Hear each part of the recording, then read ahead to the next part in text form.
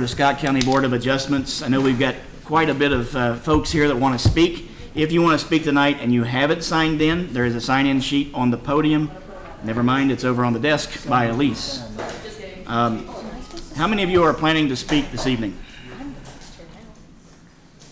How many of you don't want to speak this evening? Can I raise my hand too? All right.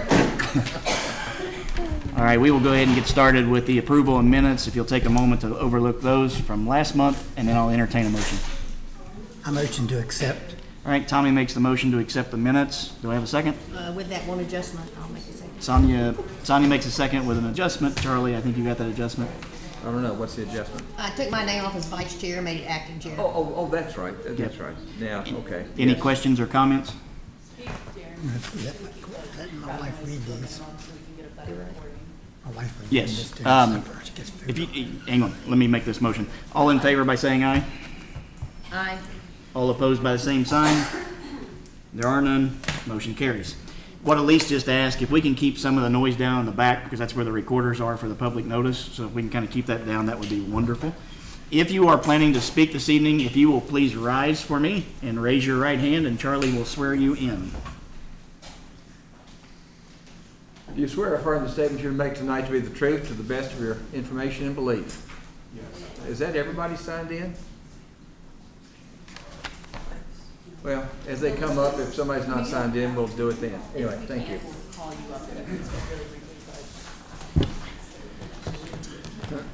All right, we'll go ahead and start on our first hearing this evening. Elise, S-2024-34.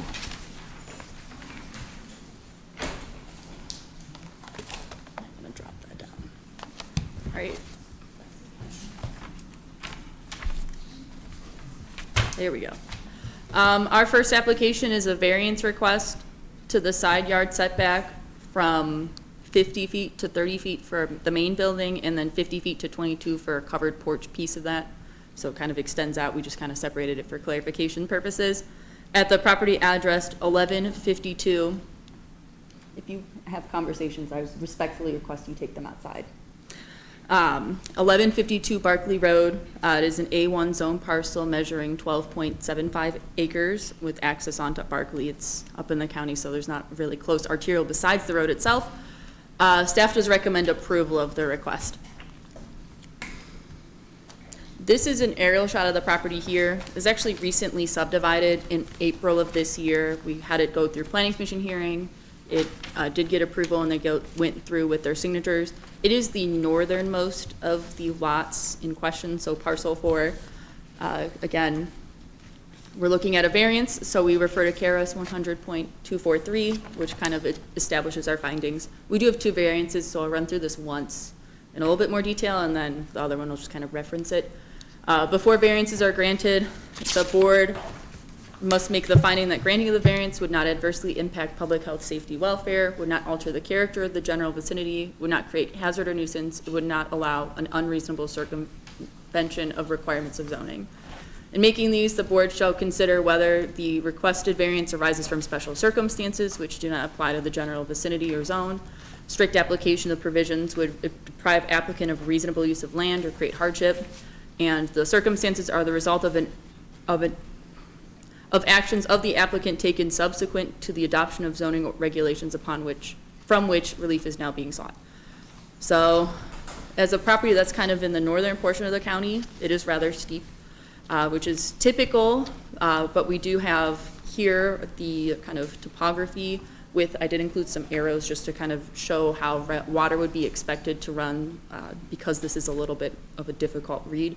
So as you approach from the road, it does drop down pretty notably at a 15% slope rate before increasing up to the high point where the applicant is found the most, what they deem to be the most flat and flattest parcel of the property, which that approaches about 9.7 feet. And then there's about a 100-foot area that is relatively flat, or at least comparatively flat, before it slopes off again in the rear. With the significance in slope variation, we typically look and see if it compares well against our environmentally sensitive areas, which are areas that, for one reason or another, such as wetlands, floodplain, and areas of steep slope, additional consideration is made to not try to alter that as much as possible so that we don't create any more negative impacts or potential impacts on property owners around as part of your development or part of your construction of your property. This whole property is pretty variable in rate. It does kind of drop off, kind of have a high point and then drop down again. And staff believes that with its environmental sensitive status, this is kind of warrants additional consideration.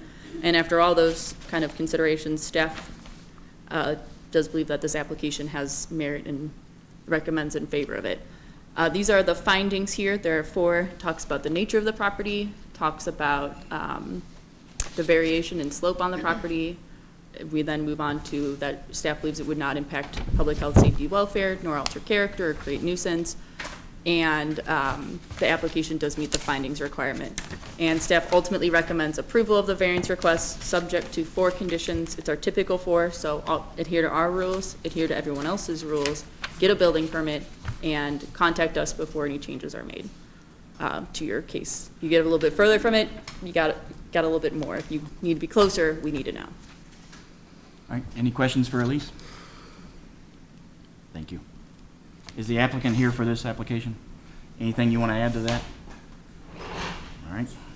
Any questions from the board? Anybody here to speak on this application? All right. That worries me. It means we're all here. All right. All right. In that case, I'll entertain a motion. I make a motion to accept S 2024-34 at 1152 Berkeley Road. Tommy makes the motion to accept. I will second that motion to accept. Any questions or comments? All in favor by saying aye. Aye. All opposed by the same sign. There are none. Motion carries. Thank you. You're welcome to stay with us if you want. Tomorrow, just detailing what you guys were approved for, you can then take that to building inspection to go and get your building permit. Thank you, ma'am. Of course. Thank you. Next application, S-2024-35, variance for the side yard setback. This is another variance request to side yard setback from 50 feet to 25 for construction of an accessory structure at 196 Crumbaugh Road. It's just kind of south of Frankfurt Pike, north of the creek crossing in Crumbaugh. It is and the staff report is incorrect, it is a 5-acre parcel. It is not a 12.75 acre parcel. I caught that. I accidentally printed the wrong one, and at this point it was kind of a done deal. So anyway, staff does recommend approval. This is an aerial shot of the property here. You can see I believe it is Villages at Elkhorn, or I think it's Villages at Elkhorn, residential subdivision. It does adjoin city limits, but it is not in city limits. It is a county property. The creek is directly to the east of this property, and actually a pretty large portion of the property is in the floodplain. This is when the property was subdivided, so you can see that kind of rear portion of the property. Over probably 2/3 of the property is within the floodplain or is non-buildable. So that's where they're kind of seeking some relief from. These are the case findings, so we want to see in making a finding in a determination, the board considers whether special circumstances are in play that don't impact this property or similar zones. Strict application would deprive applicant of reasonable use of land or create hardship, and the circumstances are the result of actions taken of the applicant taken subsequent to the adoption of zoning regulation. So this is kind of the aerial or the topography with the floodplain shown, property lines, and then the rough location approximately, or the distance at least, from the property line that the proposed building would be at. It does kind of have a pretty consistent slope throughout, but it does appear to have a little bit of a flatter area closer to the southern property line, where it kind of naturally has that area where a structure could be put pretty easily.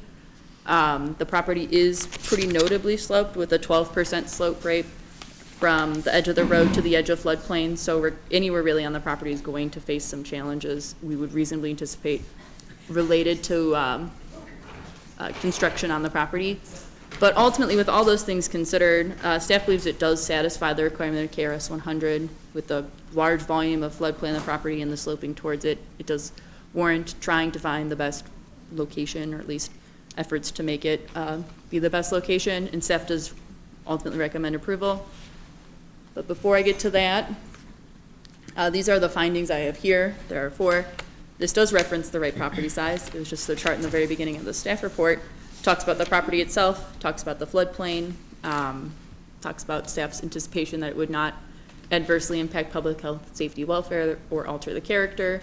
And staff believes it does, or staff concludes it does meet the findings requirement of KRS 100.243 and recommends in favor of the variance.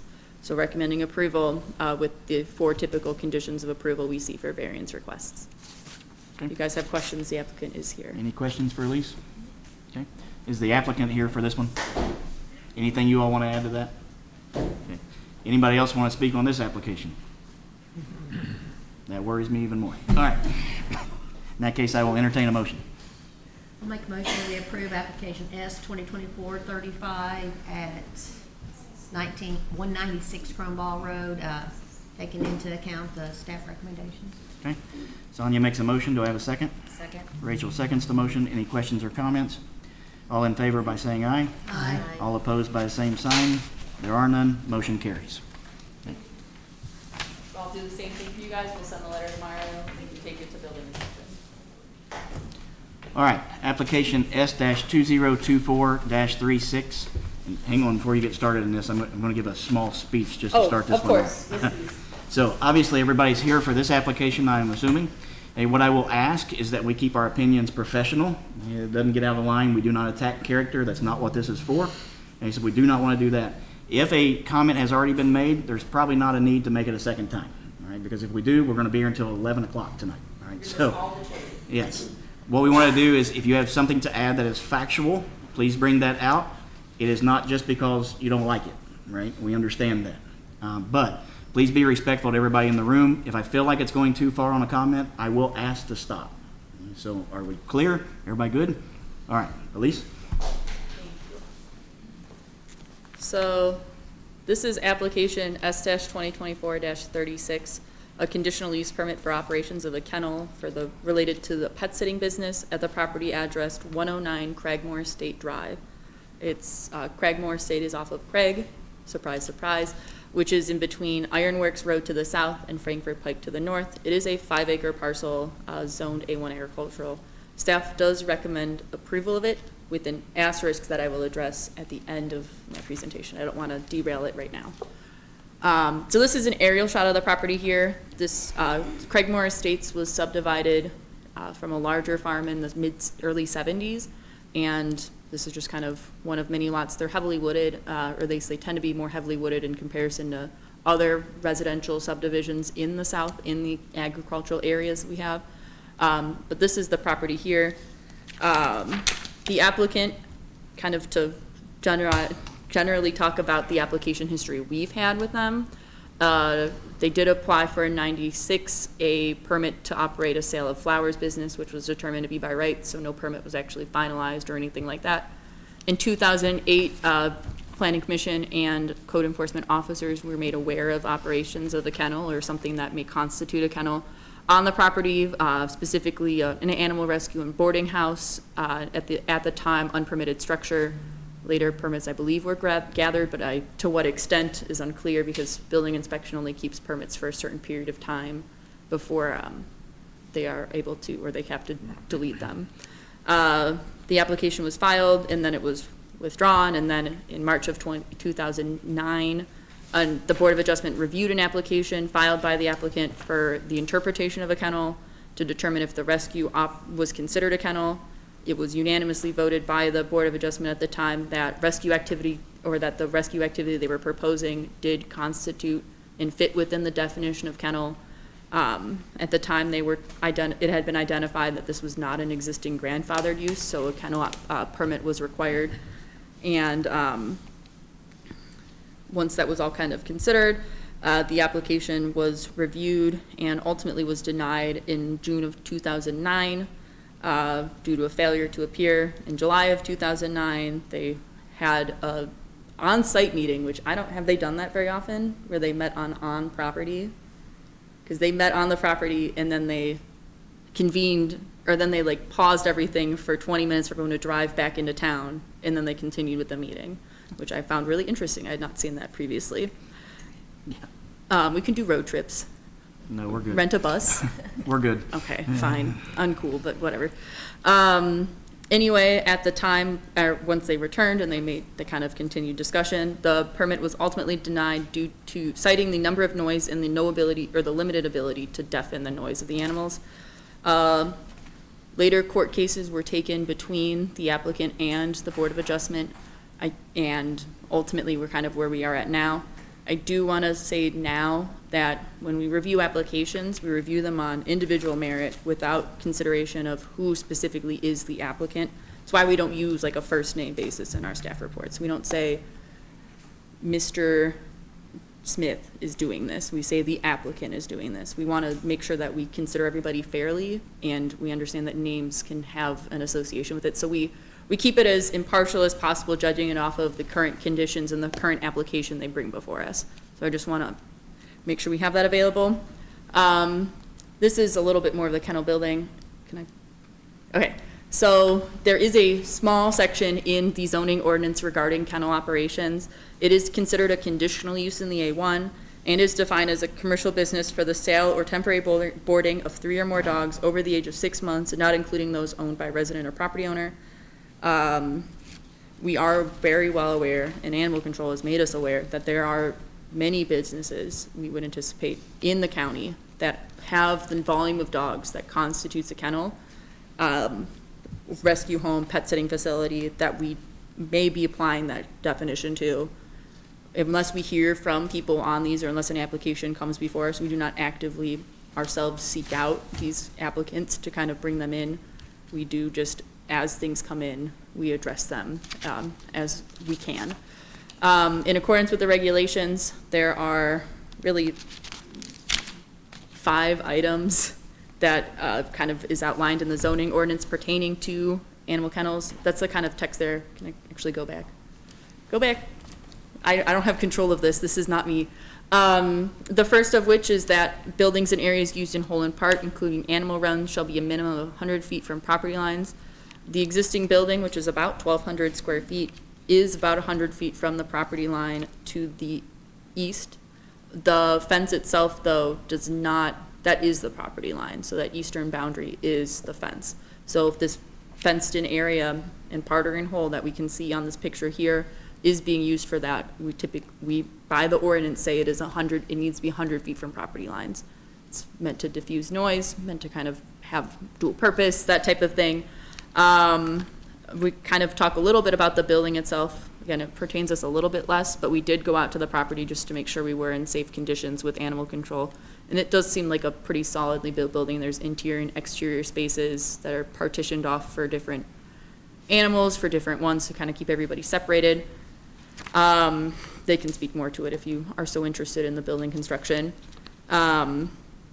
All animal runs, exercise yards used for kennel need to be located on the property so as to minimize any off-site impacts, including but not limited to noise, and it empowers the Board of Adjustment or Planning Commission to direct location of such areas as part of a use permit or outdoor development plan respectively. There is an outdoor kennel component that is available to dogs, and they're, at least at the time and when we were in discussion on site with animal control present as well, an interest in using an existing fenced-in portion, or a portion of their existing fenced-in property, and it is abutting that eastern property line, just for identification. Item 3 is that all animal runs, exercise yards, and any other outside area used for kennel be fenced in to ensure no animals may leave the site. In addition, any outside areas used in conjunction with the kennel must be screened by a row of evergreen trees no more than 30 feet on center. There is a wood plank fence. The applicant did show that they have what appears to be like electrical lines to stop animals from kind of crossing at about mid-shin height and then about my shoulder height, roughly. So we were told that it would keep the animals out. There is some landscaping on this property.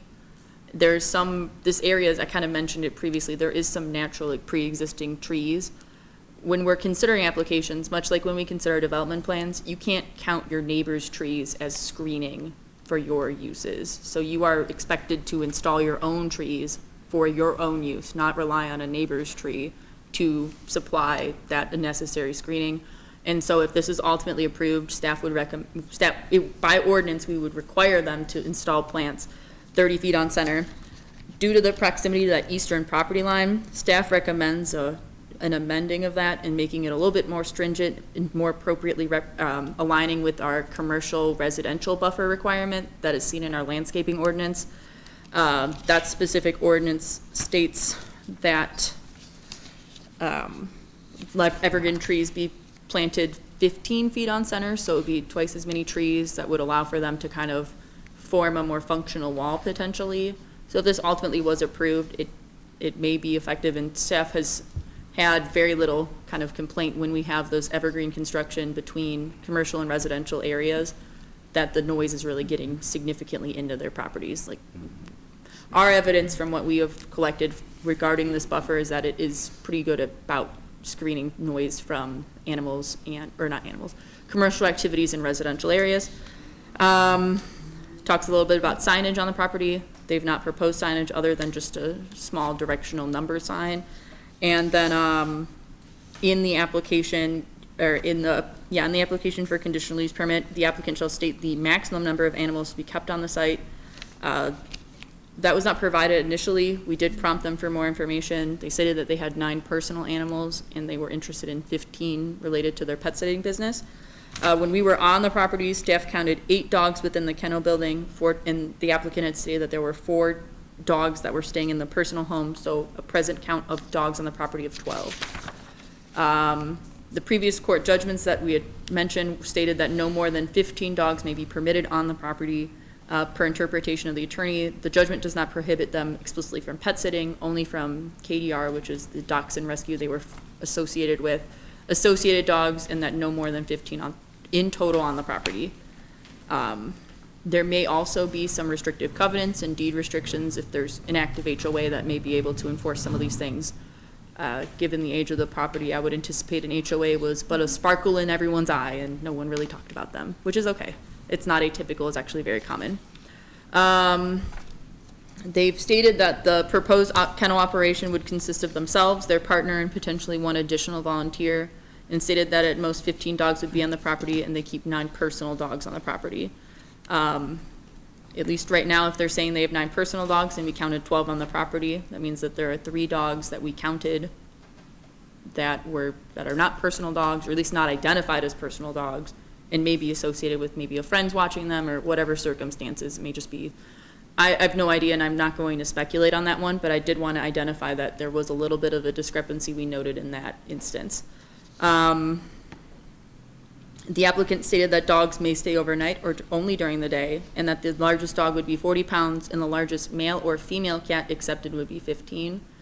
And cats are pets, so while we talk a lot about dogs, it is pet sitting in the language of the application, so cats are also included in that value. The youngest accepted dog would be 6 months, and no sick or unwell dogs would be permitted to be guests. All dogs would need to be vaccinated, spayed, neutered, and medical care would not be provided outside of just daily medications or shots. No animal training, and that the building is winterized and heating and cooling systems are present in that structure. I pull out 3 main impacts that we would reasonably anticipate, the largest of which is going to be noise. So can I now progress it? Can I press it again? All right, thank you. So staff recommends a condition that animals be kept inside in the evenings. So from 7 p.m. to 8 a.m., dogs are not to be in outdoor kennels, outdoor areas. They are meant to be in an appropriately sized space in the building, and they would not have access to outdoor space during those times. Staff also recommends that they be required to install plantings in the fenced-in boundary to diffuse and reduce noise of dogs and animals on the property. I did this as an example, so if we were saying that the yard that is existing on the property and a small portion of an adjoining piece, just to kind of show if there were 2 different areas, the brown is the kind of boundary of kennel dogs kind of don't go beyond this point, and then the green is where we would reasonably expect to see plantings of the evergreens that I mentioned, so the 15 on center. So we would need to define that at some point. Where is the boundary for this? This is for illustrative purposes only. If they vary a little bit, we would obviously discuss it, and we would go from there to make sure that this is not requiring them to plant a ton of trees on a property, and we definitely don't want to have too few, where, if anything, the greatest diffusion of noise is the most preferred path forward, and that's where we came with the 15 on center requirement for evergreens.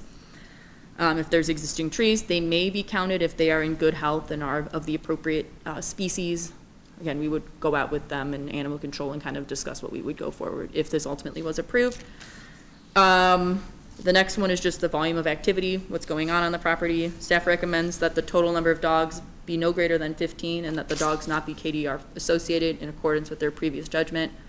In one statement, the applicant does mention cats of a certain size. There have been really no other statements, and the facility at least has not been described really as being previously used as a cat center. Cats are considered pets, and we don't really have a provision between cattery and kennel. And staff recommends that a condition be established for the maximum number of cats on the property as part of this operation. 10 seem to be the most appropriate, and so staff chose that one based off of our standing ordinance of that's in the county of 10 or greater is now you need a kennel license. Under 10 is you don't need a kennel license, you just have a lot of cats. So I would say that 10 is the appropriate one there. I actually would recommend an amendment to this one if this ultimately went forward to make it 9, because 10 is the 10 or greater. There's no like greater than or equal sign in that one. It's greater and then it's under. So staff would recommend instead of 10, make it 9 to not require additional permitting. And if they were to exceed, we would need additional permitting at that time. And staff states that this application is for pet sitting. It is for animals that are owned by someone else that are being monitored by this individual for overnight or daytime stays. Staff recommends a condition explicitly stating that any approvals granted as part of this application, any approvals of this application explicitly are for pet sitting. Animal rescues, foster care programs where it is an owner of unknown circumstance or an animal that is surrendered, that is, staff recommends condition that's not something that would be happening. This is meant to be temporarily privately owned animals that are just there for a holiday or during the day because your dog isn't good at home when you're not home, that type of circumstance. The last little piece, I swear I'm nearly done, I'm running out of air, is lighting. They said that there should be limited lighting impact on the property and that lighting fixtures should have all that type of cutoff function in there. That would be applicable here. We would want to see some good lighting, making sure we don't have issues. My last little note is we are aware that there are complaints about the property. We talked with animal control. We kind of were made aware of it with that circumstance. We have been provided information, and neighbors have come out to us and given us information. They've called, they've sent emails, they've provided us information. There's been complaints on the volume of dogs, the noise on the property. There's conflicts internally within their operation. It's essential to understand that we're not here for the private business side of things. That is a private suit that may or may not be going on. I have no idea. What we are talking about right now is, does this fit where it is as a kennel? Is this something that could be mitigated with additional conditions and it could be well suited for this area? Or does that no longer, is it kind of outgrown, or is the proposal greater than, or it would have more impact than what it would bring to the area? So with conditions and considerations, and while we understand there are some personal private conflicts, staff recommends approval of this application. I understand, and I can hear the laughter behind me and the guffaws. I understand that we have neighbors here that will have their statements on this, but we are judging these on their individual merit and not based off of any interpersonal conflicts that may or may not be occurring on this property. So that is where staff's recommendation is from. I understand that that is not a popular one, but we judge everybody fairly and we treat everybody with respect and we go forward. I have 5 findings, talks about the property itself, talks about where you find it in the ordinance. talks about what they're proposing doing and the concerns and everything like that. And staff recommends, I gotta go back. Keep going. All right, here, stop here. Magic man behind the mirror, please let me do this. There are 12 conditions. I did split them across 3 slides. The first 4 are typical 4 we see with conditional use permits, so it varies a little bit from, actually, no, it really doesn't vary that much. Our regs, everyone else's regs, it becomes null and void on sale or transfer. They return with any changes in approved conditions. The 5th item is that they return on a 6-month basis to us, and as part of that review, Animal Control and Planning Commission would go out and have a summary of the site conditions, and we would just review it then. Moving onwards, conditions 6 through 10 are here, talking about adhering to requirements for health department, animal control, building inspection. Condition 9 talks about the volume of dogs on the property and the volume of cats. Again, if this ultimately was recommended in favor of, staff would recommend amending condition 9 to, instead of 10 cats, 9 cats. If they are going to have a large volume of cats, I think it would be appropriate to return. That is, it's a lot of cats. Cats are pretty self-sufficient. Condition 10 talks about that approval of a pet sitting business does not constitute approval of operations of animal rescue, foster program of any species. There should be no commercial activity pertaining to animals or animal-related items except for those directly incidental to the temporary boarding of privately owned animals. So, you watch my dog, I give you some money. It's a business. That's the business transaction. We want to make sure we keep this strictly in the pet sitting world. My last 2 slides talking about the landscaping in accordance with the commercial adjoining residential, which is specifically the 15 or evergreen trees, 15 on center for all areas interior to the fence around the kennel. And the 12th is that animals keep, or not animals, the applicant keep all animals inside from 7 p.m. to 8 a.m. Again, it's a very long one. Hopefully we kind of answered everybody's questions on that one, of the board at least. As we've kind of identified, we do have neighbors here, so. Yeah. And the applicant is also here if you'd like to ask them some questions first. We will. Thank you. I will say one thing, and I will take up for staff on this point. A lot of times staff has to work within the boundaries that they are given and in the laws of the state of Kentucky. Therefore, I don't want anybody to say, well, staff just recommended approval because they like it. That's not the case. The case is they have boundaries they have to fit in. That's why we're here, right? Unfortunately, that's why we're here, is to figure out for approval or denial, either one. So I don't want anybody thinking, well, at least just approve this from the staff level. Don't take it out on the staff. They have nothing to do with that. They fit in the boundaries, right? And very rare do I take up for the staff, so mark it down. That I just took sorry, it. what? I said very rare do I take up for the staff, so mark it down. I Is took this up for my the staff. favor? Yes, this is your favor. No, All right. that's not, no, that's All not right. good enough. I know the applicant is here. Would you like to speak? No, I don't have anything. If you have some questions, I'll answer. Okay. Not this time. Not at this time. I know we have plenty of people that want to speak. I'm trying to figure out who goes first. So I'll leave it up to you. First hand raised. Anybody want to speak on this application? Go for it. Lilies? My name is Brian Coolidge. Yeah, please go up, state your name and your address, please. Hi, my name is Brian Coolidge. My address is 110 Craig Moore. I'm probably the closest neighbor. We purchased this property back in May. I sent Elise a picture that the kennel, as I was listening, is not 100 feet away. It's actually quite close. I went on the geo thing. It's like 67 feet, the building. And so that property and where the dogs are is on the line next to our, and when we are outside and when activities are going on, that excites dogs. They start yelling when they hear noise. And so moving out from the city to 5 acres, thinking we had a peaceful property, our backyard is right next to this. So that's what, when we go out to sit outside, that's what we get to deal with. So, I mean, our idea is like, this is not a peaceful situation for 5 acre parcels out in the country. So we bear the brunt, I think, of the noise right next door. Anytime we go out to eat or do things or work on the house, the dogs. I'm not saying they're there every day, but I am saying I know when they are there. So to us, that just doesn't represent how and why we moved there. We had no idea this was even in place when we moved there. So this was our first introduction. So I just leave that with you, that I'm not in favor, I'm not against kennels. I'm just against kennels right next to where I would like to spend most of my time. Thank you. Question, I'm sorry, I have a next to, That's one a- of the neighbors too. If you had known Hang on, that was, hang on. Can you come up to the podium, and that way we have a public meeting? State your, I know. You raised your hand, I'm sorry. State your name and address for us, please.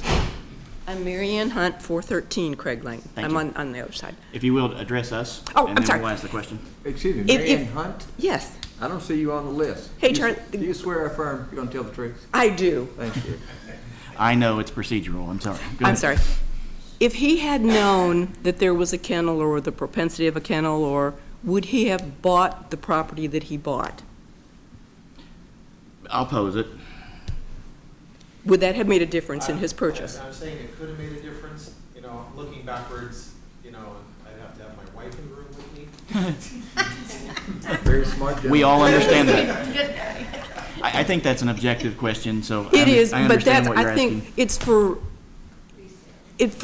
resale is very important because we've. The value most of the resale is peop- extremely And most of the people have lived there for 20, 30 years. 100%. It's duly noted. And it is. Yeah. Some of them are for sale, and I think that, and it should have been disclosed when they purchased the property that was there, but obviously it wasn't.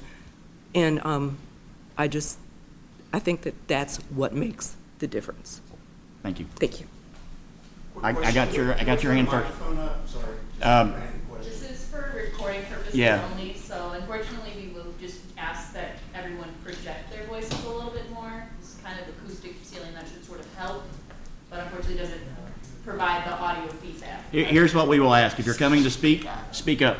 Yeah. All right? So state your name and address, please. My name is Brian Borgell. We own the property at 106.5 Craigmore. I have not been sworn Brian, I don't in. see your name on here. Do you swear or affirm?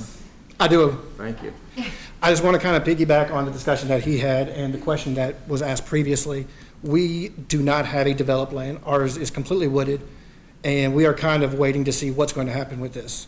And it is going to impact our decision on whether we do build there or not, because, as he stated, we did move, or we are trying to move onto that property to get out of the city, to avoid the noise, to have that more peaceful, leisurely time. And like I said, this hearing will impact our decision on how we move forward with that property. All right. So, Thank you. Next. Yes, ma'am.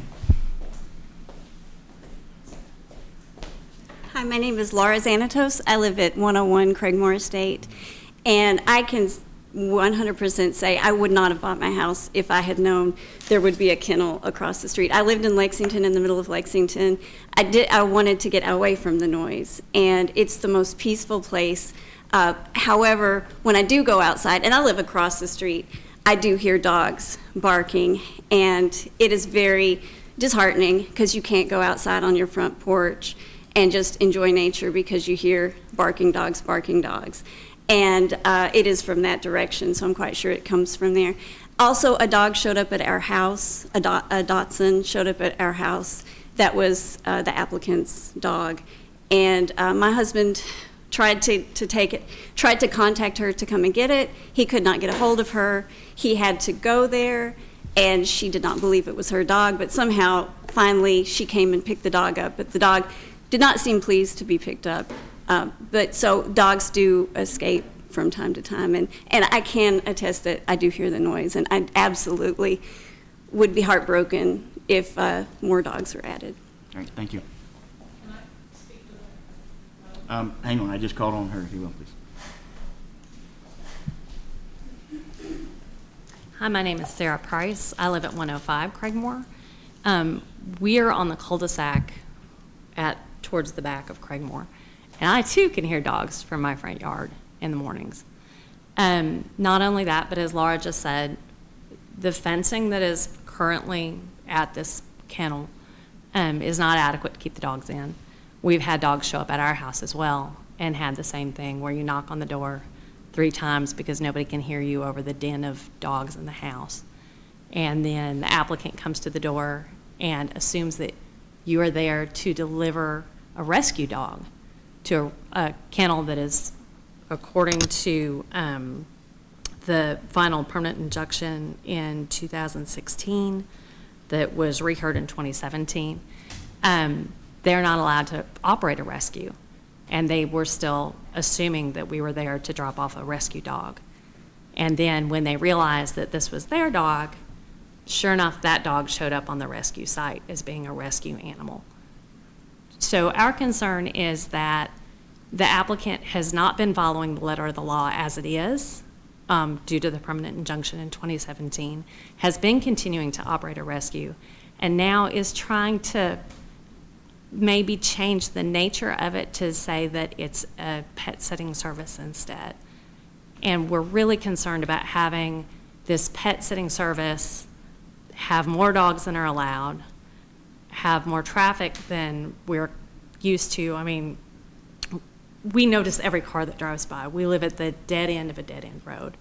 We live off a very dangerous road. Craig Lane is about as wide as my little finger and has a very, very dangerous intersection with Craigmore. So the added traffic is also a very, very great concern for us. Okay. So noise, traffic, and the fact that the dogs are not able to be kept on the property as it is. Okay. Thank you. Thanks. Next. Oh, I'm sorry. Did you want to address? Hang on. I'm sorry. I did ask her if she wants to address that. Okay, so the one dog. Can you come up to the podium, please? State your name. I know your name, but state your name and your address, if you will, please. So the one dog that was escaped our yard recently was because we had a large tree that was removed in our front yard, and they left the gate open. And so it was gone maybe 30 minutes when they came and told me that they had found it. And I went over there. It was dark. They had no lighting in their yard, and I fell. But I did get the dog and bring it back. Okay. So. All right. Thank you. And the other lady, I'm not really sure who she is or what she's talking about. There's not been anybody drop a rescue dog off. There are fosters that might come and use the office, but they do not come and drop off dogs. Okay. Yes, sir. You know the drill. State your name and your address. Martin Newberry, and I live at 425 Fayette Park in Lexington, but I have 25 acres out on the northern loop of Craigmore Estates. So I'm there a lot because it's quieter than Lexington. My parents bought that property in '72. I mean, it's from Amica and everything. And I think a lot of the problem is that the kennel is right in the heart of the subdivision. I mean, when you look at the property lines, there's 7 properties that adjoin that, the applicant's kennel. And the kennel has been a problem for as long as I remember, when I got into, for a long time, anyway, 20, 30 years. So there were some things, so anyways, I think it's inhumane that a lot of the people that live in the subdivision have to live with this kennel, the noise and things like that.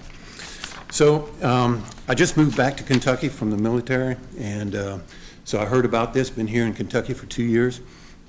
And so I did the research, go online, found the court case, and it said in the court case that that there should not be any business starting in 2009, right? But it seems like this kennel still exists, and it still is being used as a kennel, whether the applicant use it as personal business or KDR business or foster care business. It just seemed like this kennel keeps on going on, and it just never quits. And it started from a invalid permit. I mean, it's an illegal building to begin with. And where in all the places I've been is if you build an unpermitted structure, you tear it back down and then get permission and build it back up. And so I don't understand, when Elise told very quickly through the court cases, I don't see how they can still run a business when the judge said not to run a business. And I didn't catch that in that court case. We'll address that in a minute. Okay. The other thing that I noticed when Elise was going by her slides, the dog run needed to be 100-foot setback, right? And that's not happening here either, and I didn't understand the ruling on how that got approved by the staff, but that was just a question I had. I mean, I can, You're It was on one recommending of- enforcement now, though. That was that was pre-us, so in between, at least according to our records, between the 96 date of the flower business and then being made aware of it in 2008, I have found no record of any type of really thing from our side of things on any kennel, any type of building. To my understanding from the records I can read, it just was someone made a call about it and then it kind of kicked this all off. So I would anticipate that, at least roughly based off of the language I read in 2008, which I do have those files if you guys really want to read them. It's pretty consistent with everything else we've kind of talked about. At least in the records from 2008, it looks like everything was already there. And so that's why we had our grandfathered argument and then that type of thing. But at that time, at least typically, building inspection is, I don't know what they have on their records, but they have those notes. And it looks like it was something that was pre-existing, at least according to the records that I can Okay. find. So.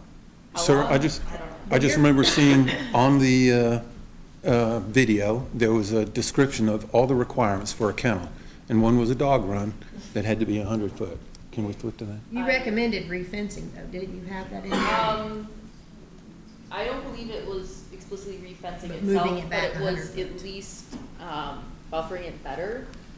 The location of the property line, at least from what I can identify through rough aerial imagery, which is not survey grade, is that fence is the boundary line between themselves and 110 Craigmore. So. That is the line. Okay. So there is no 100-foot setback for the dog run, is that right? Is that that's the way I understand it? Yes, I would say that is a correct interpretation. Your point is valid. Okay, Yes. good. The building itself is roughly by aerial imagery, 100 feet from property lines at the nearest to the property line, but the area that at least the applicant told us, myself and animal control, when we went on property, that itself does kind of push out and fill up that rest of the space to that property line, which is not 100 feet from Yes. the other, yeah. So 100 feet is not being satisfied by the animal run. Correct. The building itself is. Thank you very much, Elise. Unfortunately, I can't progress it, so I have to try to wade. Yeah, so your drive. point's valid. Okay. So, but yes, Thank you very much. One last comment, this kennel has been going on for many years, 15 years at least. And when you look at all of our time, court's time, judges and everything else, I mean, we as a community have probably spent more in our efforts than the applicant did on the kennel itself. I'm for just kill the kennel and execute this non-permitted building and disassemble it. And if anyone needs help, I will volunteer. Thank you. I'm not sure I'm going to say thank you to that, but Thank you very much. That's all I wanted to say. noted. Thank you. We'll say noted. How's that? I'm going to ask a question, and I know there's still a lot of people who want to speak on this.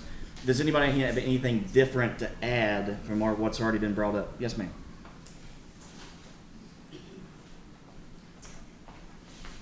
My name is Joanna Jones. My address is 653 Windflower Way, Lexington, Kentucky.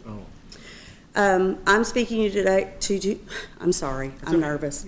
I'm speaking to you today as an active Kentucky Dachshund Rescue Board member, a current foster for Kentucky Dachshund Rescue, and a former volunteer that filled the role of trainer and adoption event coordinator. I became involved with the rescue less than a year ago when I adopted my puppy. And I was asked here today by Kathy's neighbors to speak about the conditions of the dogs and the kennel in general. That probably isn't such a relevant topic now, but what is a relevant topic now is that at the time of my last visit to her property at 109 Craigmore Estates, there were 9 dogs in her home. Those are not her dogs. They have never been adopted. Those are KDR foster dogs that are living in her home. They have not been legally adopted through the KDR policies and that to be her dogs. So they are in fact foster dogs. So you've got 9 foster dogs in the home. You've probably got, at this point, from what we can understand, there was 10 dogs taken in on July 16th as part of a hoarding case. We knew as a board we did not have fosters for those dogs, so we recommended those dogs not be taken in. Those dogs were taken in anyway. From my calculations, I think there's been 3 adopted, so that makes the head count in the kennel right now probably about 10 dogs. There are no fosters left. There is nobody that we know of that is willing to work. There's 1 foster left, I think. He's got 2 or 3 foster dogs. But these dogs are not going to fosters. There are none left. It's as simple as that. So the dogs that are being kept in her care are not being given proper medical attention. You know, I could go into a lot of the things that pertain to that, but that's not really what we're talking about here. So I will mention that KDR has been up and running for 20 years. There have been over 10 dogs at this kennel for years and years and years. And, you know, we are trying to personally shut down Kentucky Dachshund Rescue. We don't believe it is in the best interest of any of these dogs or any of these people that have tried to work in this rescue to continue this effort. We have discovered through our lawyers, you all got the information that I sent you today. This is not being managed well. Money is not being used for the purposes that it's being donated. This goes across state lines at this point. I mean, we're talking about a federal case. And there have been several violations of Scott County law, of Kentucky law, of federal law. This is going way beyond the scope of this little courtroom right now. Let me look and see what else would be relevant. So we have already filed paperwork. The rescue is already dissolved, yet the business still continues because Kathy just will not hear reason and listen to what's going on. So you got all of that. What I feel like, in conclusion, is that due to her lack of moral standards, her belief that the law does not apply to her in any way, shape, or form, that she can just continue to do whatever she wants, whenever she wants, that she does not get this permit for this kennel. Basically, from what we can prove, this is trying to become replacement income for Kentucky Dachshund Rescue, because so far we have legal documents to prove that that's been her cash cow. And if that goes out from under her, then she has to find another source of income. So I appreciate your time. I hope what I've said will make some impact on this decision. Thank you. I'd like to speak on that. Yes, ma'am. I didn't come prepared to speak on it because I have an attorney. His name is Dick Raw. He is in Georgetown.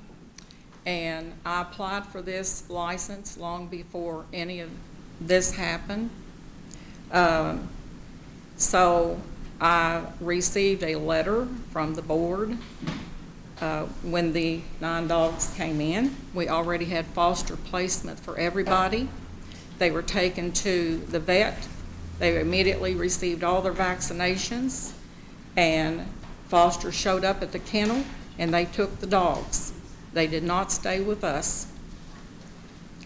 And I notified the board members former board members, that everything was taken care of. I received a letter that they were trying to dismiss me, and I appointed a secretary. We voted on a new board, and we notified this lady that has only been with the rescue for 6 months that she was no longer with us. She was removed from the Secretary of State,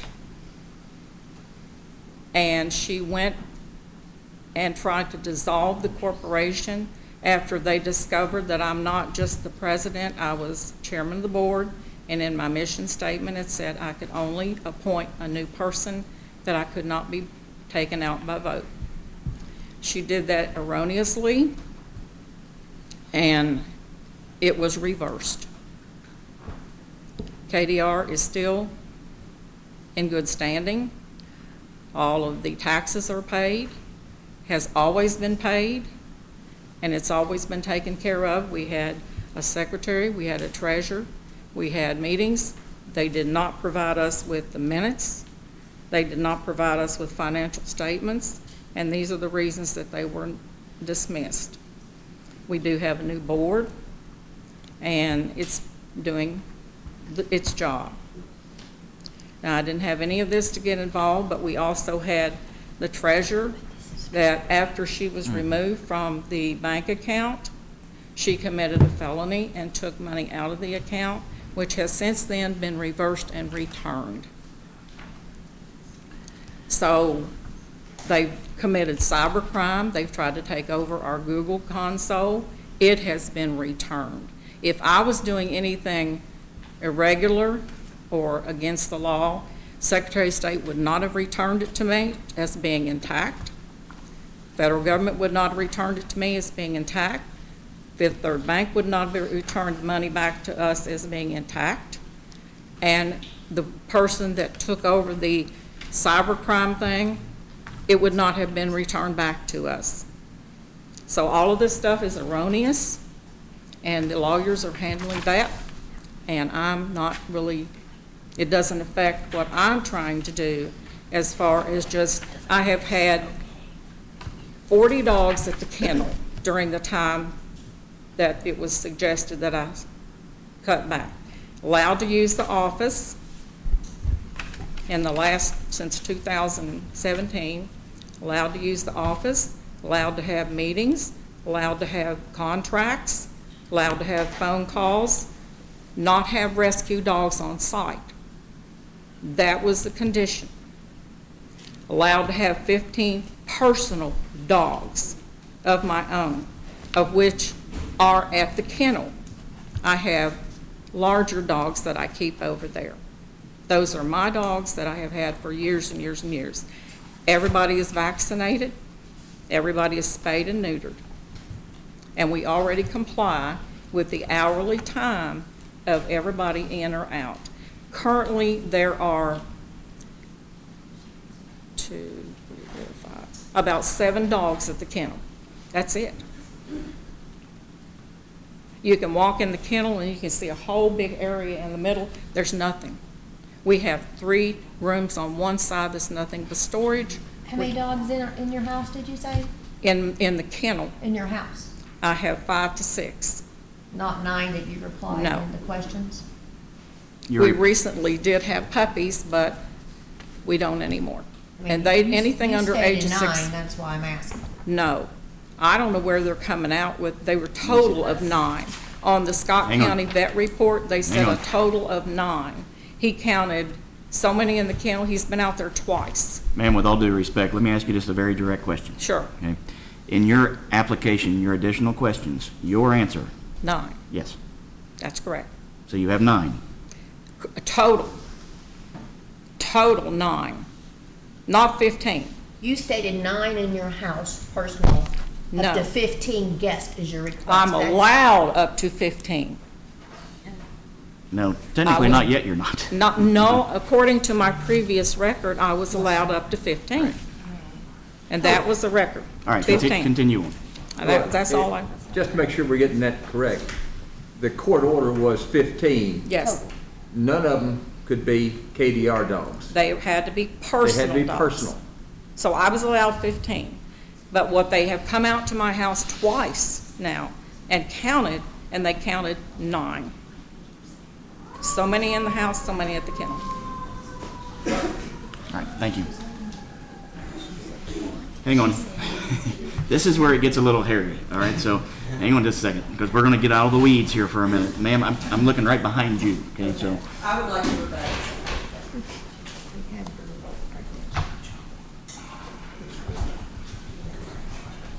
Yeah.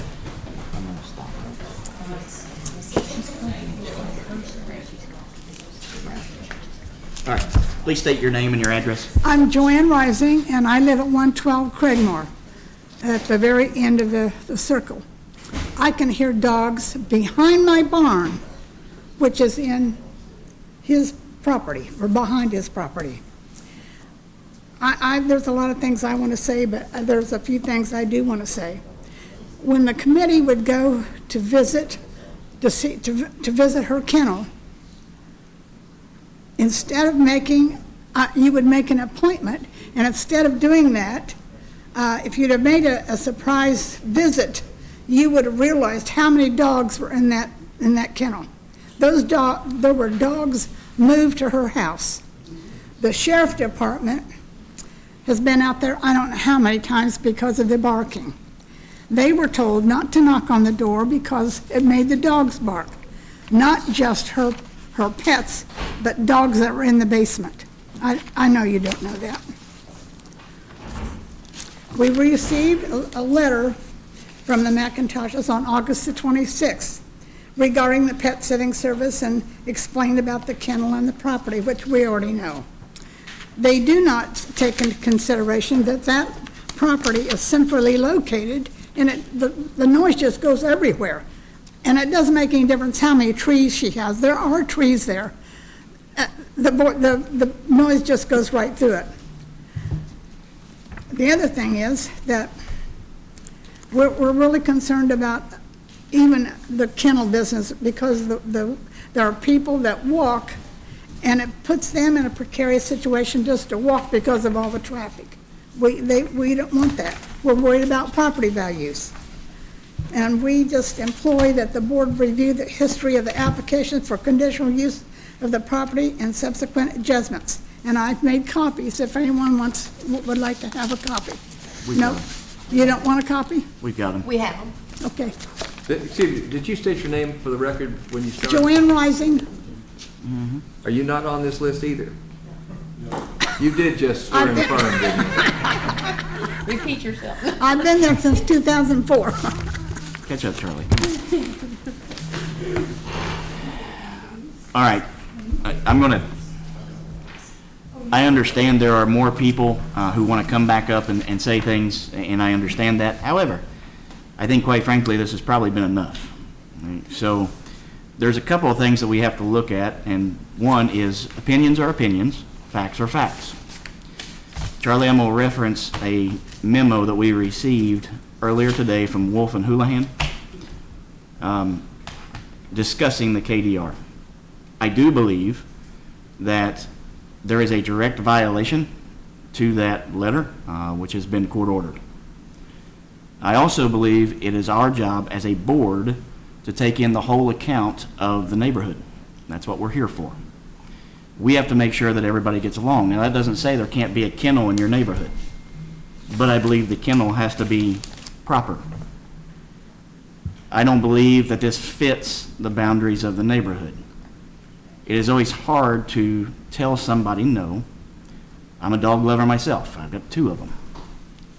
At this point, though, I'm going to make a motion to deny application S-2024-36, Charlie referencing the memo that we received and also the neighbors' concerns. If I might suggest you add to that, we've had a lot of testimony, including the letter from KDR itself that says there have been rescue dogs there since the permanent injunction issued back 10 years ago. Which is direct violation. Which is a direct violation. So if you're going to have court order violations, you're going to have noise problems and all, then conditional use is not appropriate, because that's what conditional uses are for. Find beneficial uses that can be made to fit through the imposition of conditions. Well, if a court order isn't good enough, I'm not sure what is. Let it be noted then that we will add to the denial that it is a direct violation of the KDR and the court order referencing what Charlie just spoke about. So the motion has been made. I will need a second. I'll second it. Any questions or comments? Excuse me, Sonia? Yes. Any questions or comments? All in favor by saying aye. Aye. All opposed by the same. There are none. Motion is denied. Any other business, Elise?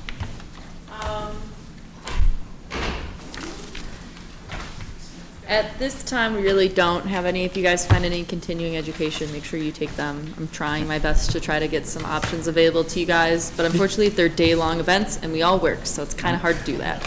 Did you need verification for the hour and a half from last week before last? Yeah, if you watch that, just send me an email with that one. You think they did do like a thank you for watching like blip email, so if you just forward me that, Darren. and look at your trash can. Yeah, that's No, I good. watched Turn, it. turn the Well, mics. no, the people. Oh, We're folks, if you still can in a hold it down meeting. just for a second. Folks, oh, I hate to do this. Give me just a few minutes. I've never gotten to use that yet, so thank you for that. He's so excited. I am. He's- All right, sorry. Go ahead, Elise.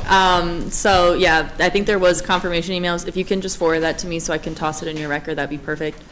They do that pretty monthly, so, or not monthly, weekly, pretty regularly. So you should be able to, if you go to the website, unfortunately, you kind of have to go to the website and register every single time.